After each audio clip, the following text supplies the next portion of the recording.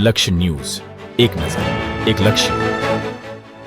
શ્રી વિજય હનુમાન આશ્રમ ખાતે દર શનિવારે શ્રી હનુમાન ચાલીસાના પાઠ સાંજે 5:30 વાગ્યાથી 6:30 વાગ્યા સુધી નિયમિત મહંત વસંત ગીરી મહારાજના સાનિધ્યમાં સેવક બહેનો ભાઈઓ દ્વારા થાય છે.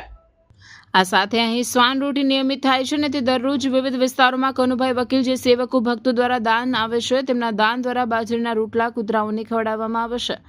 આશ્રમની અંદર ખૂબ મોટી સંખ્યામાં પક્ષીઓ જેમાં ખાસ કરીને પોપટ ચણ માટે આવે છે તો અહીં જે રેશનિંગના એટલે કે કંટ્રોલના ચોખા આવે છે તેની ખૂબ વપરાશ છે.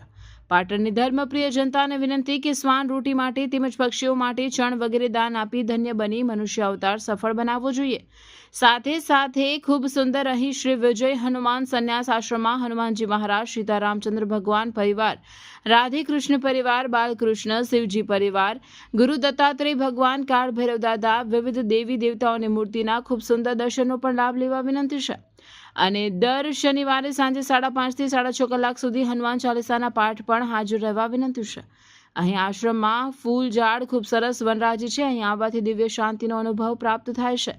હાલ આપણે જે દોડધામ વાળું જીવન જીવી રહ્યા છીએ તેમાં આપણું સ્વાસ્થ્ય ખૂબ બગડી રહ્યું છે તો આપ સર્વે પોતાના શરીર અને મનની શાંતિ માટે દેવ દર્શન કરી ભજન સત્સંગનો લાભ લેવા વિનંતી કરી છે.